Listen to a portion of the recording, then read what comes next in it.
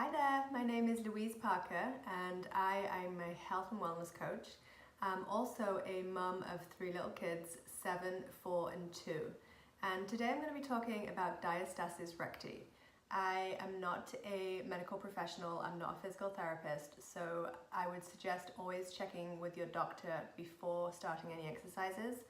But what I am experienced in is Diastasis Recti for myself, and what I have done to fix it over the years. So my children are 7, 4 and 2. With my first child, she was 7.5 pounds and I did have Diastasis Recti. And then for the subsequent pregnancies, once you've had it, you're much more likely to get it again. So then with my third child, he was 10 pounds. I'm only 5'2", so you can imagine how much my abdominal muscles were stretched in that pregnancy. So yes, that was not a pretty sight after my third pregnancy. What is Diastasis Recti though? I think a lot of people, it's a funny sounding name and a lot of people are like, I have no idea what that is. Even though they know that their abdominal muscles don't feel quite right, they have no idea what it even is. Like, you don't know what you don't know, right? So Diastasis Recti, basically we have abdominal muscles that go up and down your midsection. And during pregnancy, and it can happen not just in pregnancy, but it often happens during pregnancy, that as your stomach is growing out, these abdominal muscles start out like that and they gradually get more and more separated. Oftentimes after pregnancy, actually, they do go back together, but often they don't as well. So Diastasis Recti is, to diagnose it, it is more than 2 finger widths of separation between those 2 abdominal muscles. So anything 2 or less is actually normal and will probably go back together. 2 or more is Diastasis Recti, and it needs some exercises to get it back into place.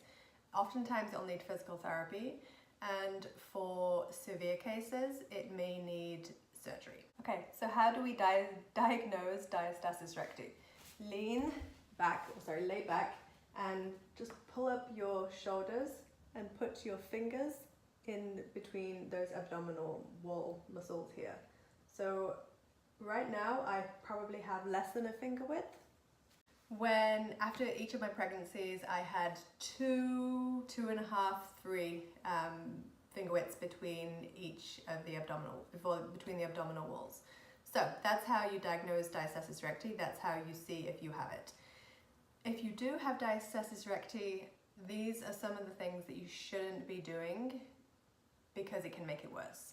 So one thing is planks. Planks, if you do not have the strength in your abdominal muscles, are really not beneficial because it actually makes the Diastasis Recti worse. Also, crunches are not a good idea to do until you have repaired those abdominal muscles.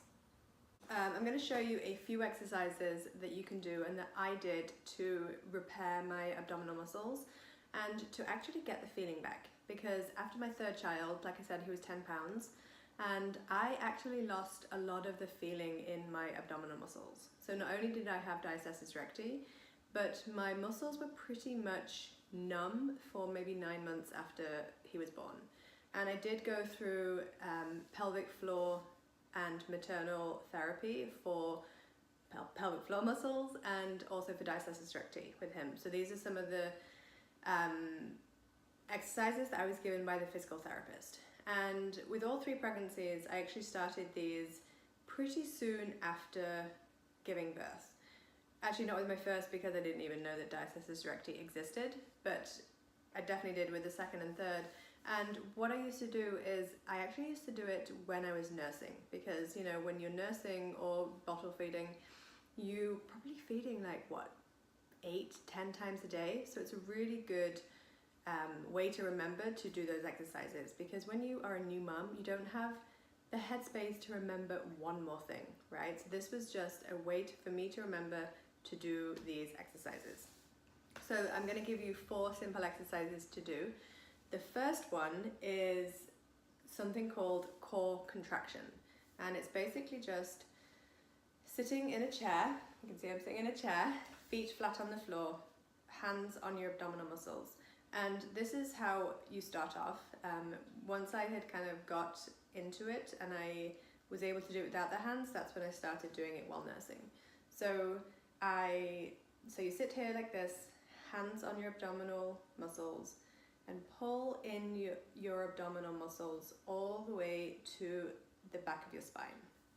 And so you're really using your internal abdominal muscles. So it always helps me to visualize. So I'm really visualizing, and I close my eyes and I visualize the muscles inside. So I'm not just like sucking in, I'm pulling back with these muscles inside. Continue to breathe. You should be able to breathe pretty easily while doing this exercise.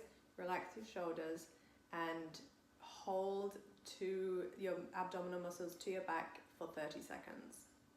So you're going to hold and then release, wait a few seconds, and then you're going to do that for 10 reps.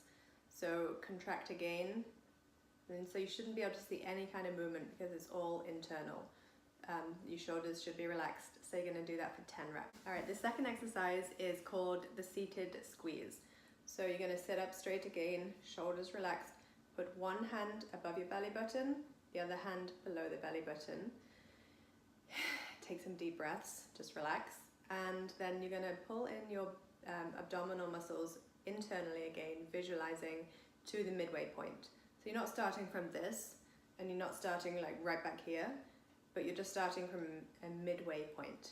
And then from the midway point, you will squeeze your abdominal muscles again back towards the spine for 2 counts, and then you'll pull it back to the spine, and then you'll hold for 2 counts.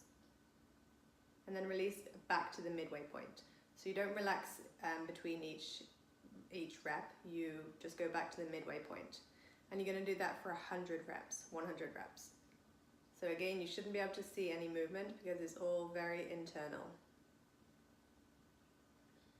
And having your hands on your abdominal muscles just helps you be able to feel when you're having a hard time feeling because they're numb. And it just helps you to really visualize where the movement should be, where the strengthening should be, where the focus should be. It always helps me to smile actually, because when I smile, that's when I'm forcing myself to relax. Otherwise you could be like really tense and not even realizing it. Okay, the third exercise is going to be on the floor, and we are going to be bringing the abdominal muscles together. So before we've been working on the abdominal muscles going back towards the spine. Right now we are working on bringing the abdominal muscles together. So feet flat on the floor, knees at 90 degrees, and you're going to put one hand on either side of your rib cage, and then you're just going to be keeping your lower back flat on the floor, taking some deep breaths, and just focusing on bringing those abdominal muscles together like this. And so we're going to bring them together, hold for 10 seconds, still breathing, and then relax. And we're going to do that for 10 reps. So bring them together, and then relax. So that is for 10 reps. Okay, the final exercise is called the head lift. So it's again on the floor, and we're not going to be doing a crunch, we're just going to be lifting our head in a controlled way and making sure that we keep our lower back on the floor, that we engage all of our abdominal muscles, and that we keep our abdominal muscles together. So keep your hands here where they were for the last exercise, and you're just going to, in a very controlled way, lift your head off the floor. Making sure that these muscles don't pop up, that you just go as high as you can without them popping up. Hold for 2, and then down. And then again up, hold for 2, and then down. And then you can repeat that 20 times. Okay, so those are the 4 exercises that I really focused on postpartum with all 3 babies to repair my diastasis recti and to regain the feeling in my abdominal muscles. My youngest is now almost 2.5, and I actually still do those exercises probably 3 or 4 times a week. And I especially do it before a core workout because I want to make sure that when I do a core workout that includes planks and includes crunches, that I am doing it with really good form, because I know that if I'm not doing it with good form, then I am going to risk getting the diastasis recti again, or at least increasing the gap between my abdominal muscles. So I hope that this was helpful for you, and please let me know if you have any questions, and if you think that anybody else would benefit from this video, please feel free to share it. Thank you.